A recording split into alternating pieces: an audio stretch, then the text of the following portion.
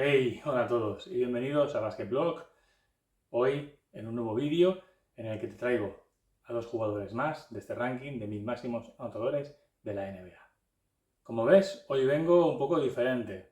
Uno de los uniformes que tengo de la Peña, del Juventud de Badalona. Es antiguo, ¿eh? DKV. Pero no quiere decir que vayamos a hablar de la ACB, ni del DKV Juventud, ni del Juventud de Badalona. No, seguimos con el ranking de los anotadores de la NBA. Y no me extiendo más en el intro, como ya sabes, viene siendo habitual. Dicho esto, empezamos.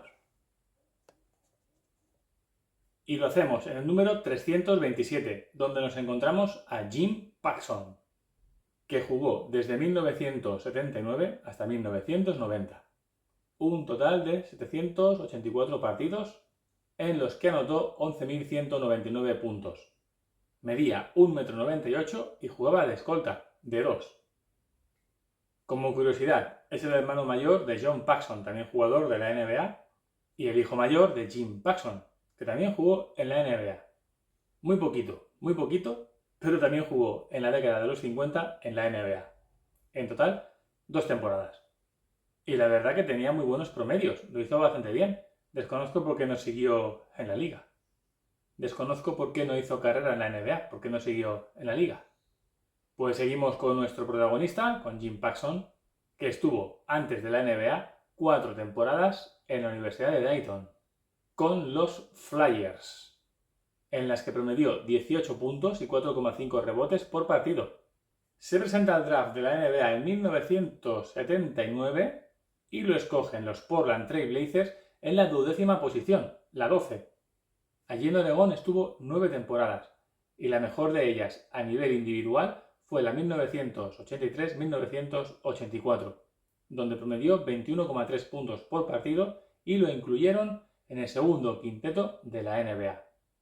Ahora te voy a decir un montón de jugadores con los que compartió vestuario.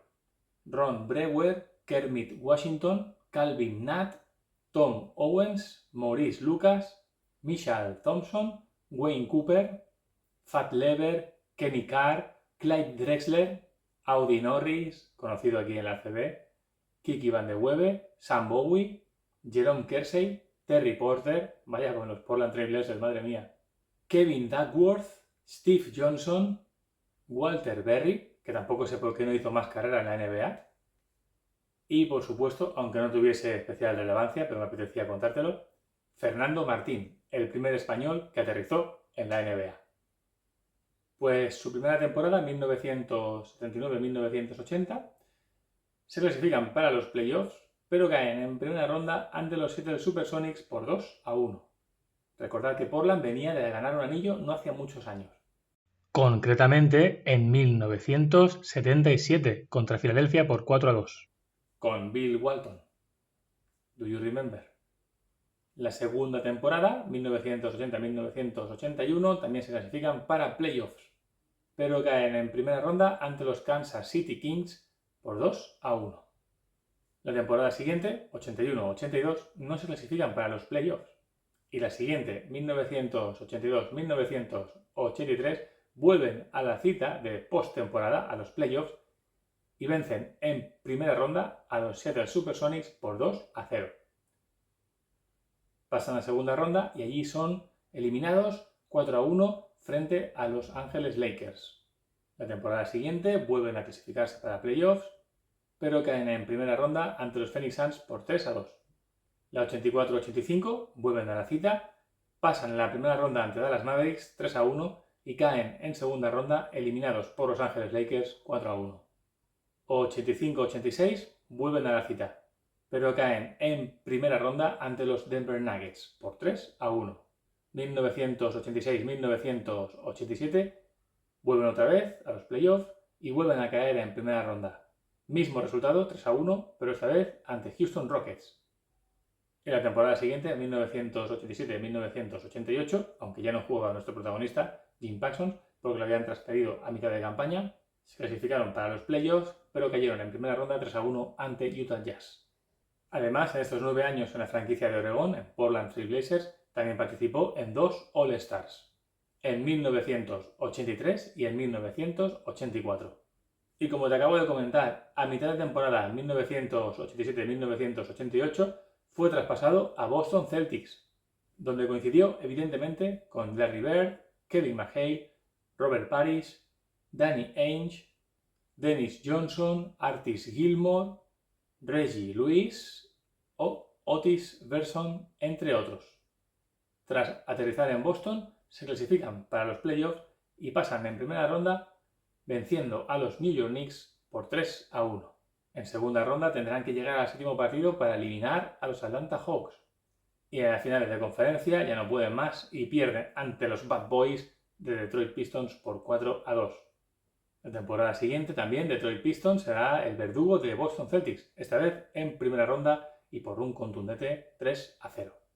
La temporada siguiente, 1989-1990, y a pesar de tener el factor cancha, caen ante los New York Knicks en primera ronda de playoff por 3-2, por 2-3.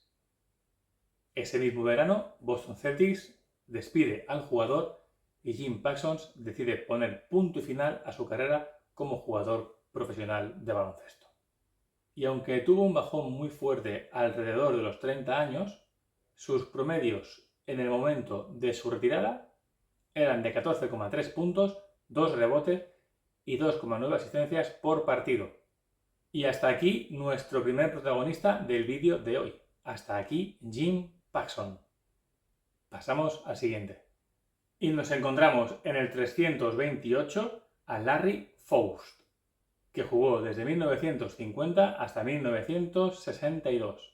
Disputó un total de 817 partidos, en los que anotó 11.198 puntos.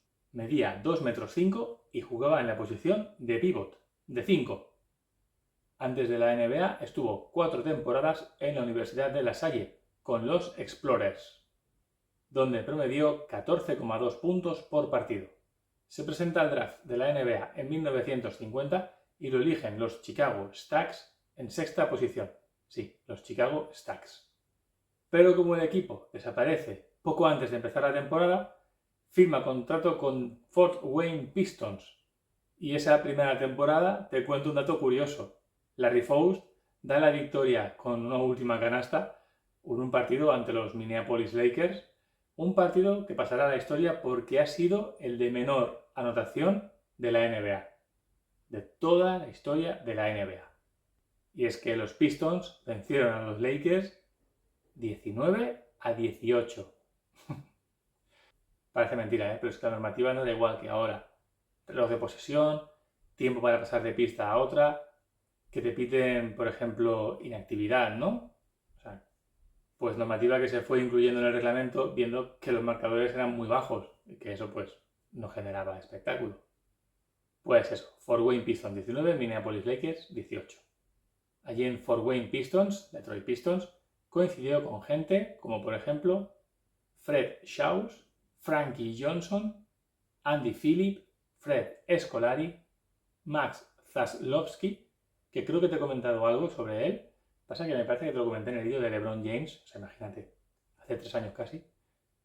Porque fue el primer jugador que en su época de rookie fue incluido en el quinteto ideal de la NBA.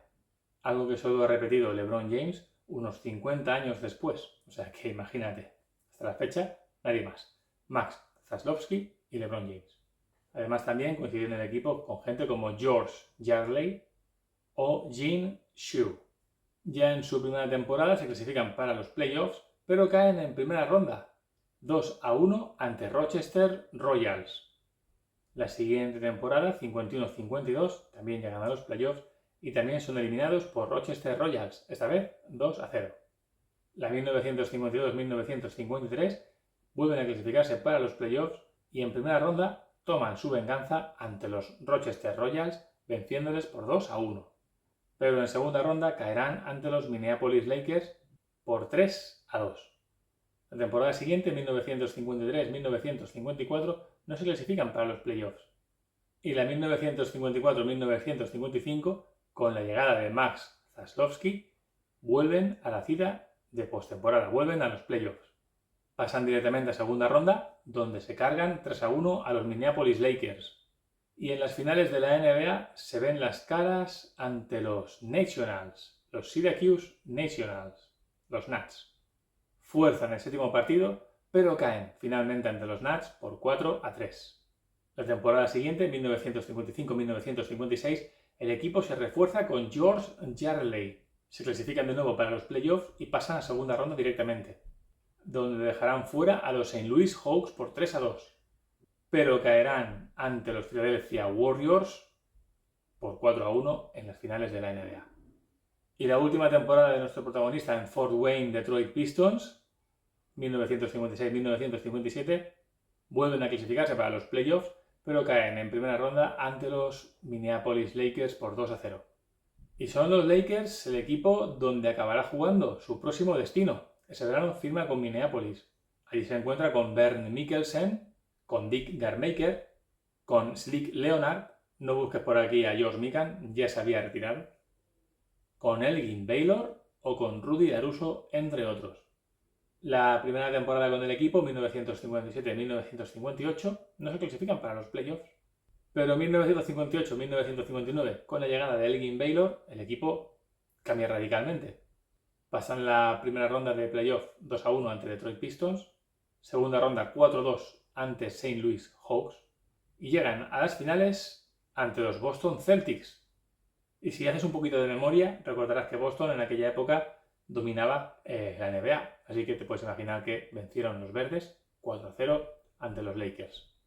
La temporada siguiente el equipo se vuelve a clasificar para los playoffs, pero a mitad de temporada traspasan a nuestro protagonista a St. Louis Hawks. Así que no te puedo explicar más, porque ya no estaba él. Nos vamos a St. Louis, donde coincide con Cliff Hagan, Clyde Lovelet, Dave Gambit y, por supuesto, uno de los jugadores más dominantes de aquella época, Bob Pettit. La temporada 1959-1960 se clasifican para los playoffs. Pasan directamente a las fases finales, o sea, llegan a la final de conferencia y se encuentran a Minneapolis Lakers, llegando al séptimo partido y venciéndoles por 4-3. Pasan a las finales de la NBA y se encuentran enfrente a los Boston Celtics, equipo con el que no pudieron, pese a forzar el séptimo partido. Cayeron por 4-3. La temporada 1960-1961 vuelven a los playoffs. St. Louis era un equipo asiduo a la cita y de los favoritos.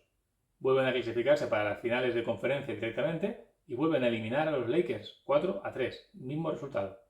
Sin embargo, el equipo ya no estaba en Minneapolis, ahora ya residía en la ciudad de Glamour, en Los Ángeles. Y llegan a las finales y nuevamente enfrente tienen a los Boston Celtics. Esta vez Boston no tendría casi piedad de ellos y les vence por 4-1. Y la última temporada de nuestro protagonista de hoy no se clasifican para los playoffs.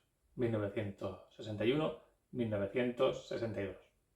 Y para ir acabando con nuestro segundo protagonista, con Larry Faust, te comento que fue seleccionado para el All-Star en 8 ocasiones, que fue elegido una vez en el mejor quinteto de la NBA, 1955, que coincide además que en ese año él fue el mejor en porcentajes de tiros de campo de la liga. Y en el momento de su retirada, sus promedios eran de 13,7 puntos y 9,8 rebotes por partido. Y hasta aquí nuestro segundo protagonista, hasta aquí Larry Faust. Y hasta aquí también el partido de hoy, el vídeo de hoy. Esperamos que te haya gustado. Y yo, Pablo, como la cara visible del canal, te doy las gracias por estar ahí, por seguir a nuestro lado. Y como siempre te recuerdo que entrenes duro, que seas intenso, pero sobre todo limpio y elegante. Y aunque el vídeo de hoy haya acabado, haya llegado a su fin, no te preocupes. Tienes una cita con nosotros, conmigo, con el canal, la semana que viene. En el próximo vídeo, en el próximo partido. ¡Hasta la vista!